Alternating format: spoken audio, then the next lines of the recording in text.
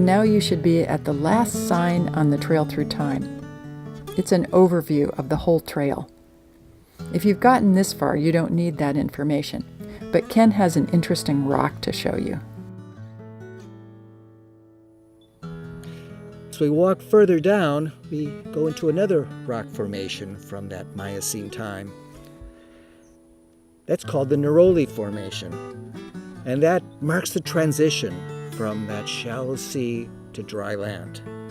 In some of the Neroli, we see some fossils, but then later on, the fossils disappear. Even though it's got the same fossils, it's easy to distinguish from the bryones because the sand and the gravel encompassing the fossils is different. If you look carefully, you can see they have a little grayish or bluish tinge to the sand grains. And that tells geologists by 13 or 14 million years ago, tectonics had done its work and the Bay Area was tilted in the other direction, so that rivers were now flowing from the east to the west. Because that gray coating on the sand grains, well, it's from a mineral called montmorillonite. It's a weathering product from basaltic rock in the Sierra Nevada foothills, because in early Miocene times there were volcanic eruptions in those foothills. And as that was weathered by rivers flowing from the Sierra towards the west, it carried that montmorillonite, that mineral that coated the sand grains. And in a few places, you can see the fossils are broken up. Well, that's even another clue. We figured out which way the rivers were flowing. Now we can tell where we were in that old San Pablo Sea.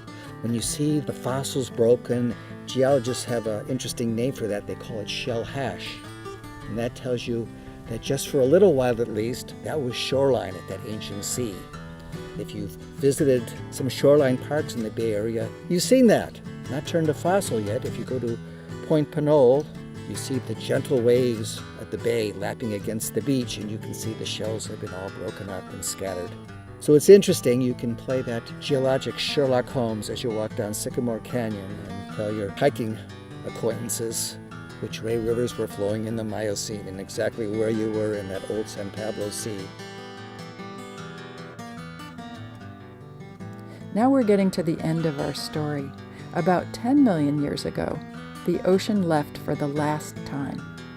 And we know what animals roamed on this land because UC Paleontology Museum for about a century has been pulling out great fossils there of saber-toothed cats and Gomphotherium and dire wolves and short-faced bears who could eat a grizzly bear for breakfast. So kind of an idyllic place 10 million years ago, that great floodplain, that great river valley, but you wouldn't want to have a picnic here. You might not last too long. And then, of course, about 2 million years ago, Mount Diablo began to rise.